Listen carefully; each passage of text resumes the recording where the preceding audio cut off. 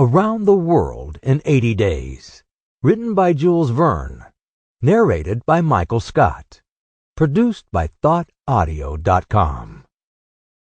Chapter 1, in which Phileas Fogg and Passepartout accept each other, the one as master, the other as man.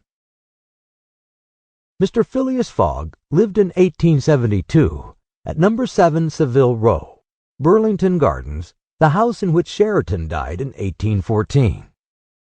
He was one of the most notable members of the Reform Club, though he seemed always to avoid attracting attention.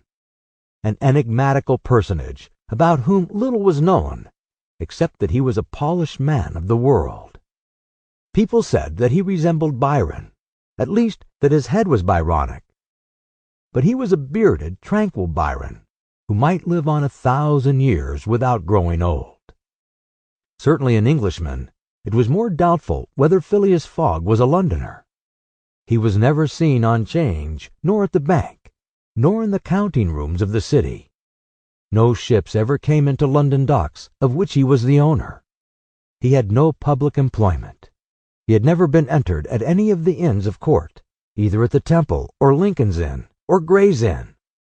Nor had his voice ever resounded in the Court of Chancery, or in the Executor, or the Queen's Bench, or the ecclesiastical courts.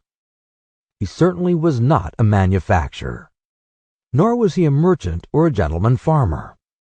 His name was strange to the scientific and learned societies, and he never was known to take part in the sage deliberations of the Royal Institution or the London Institution, the Artisans' Association, or the Institution of Arts and Sciences.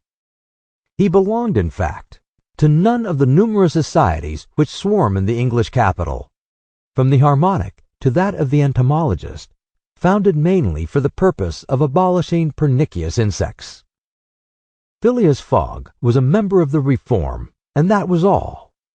The way in which he got admission to this exclusive club was simple enough.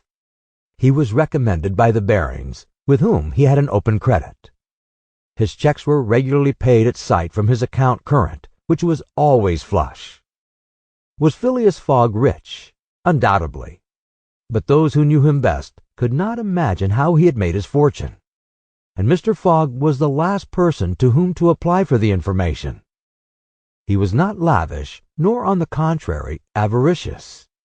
For whenever he knew that money was needed for a noble, useful, or benevolent purpose, he supplied it quietly, and sometimes anonymously. He was, in short, the least communicative of men. Sample complete. Ready to continue?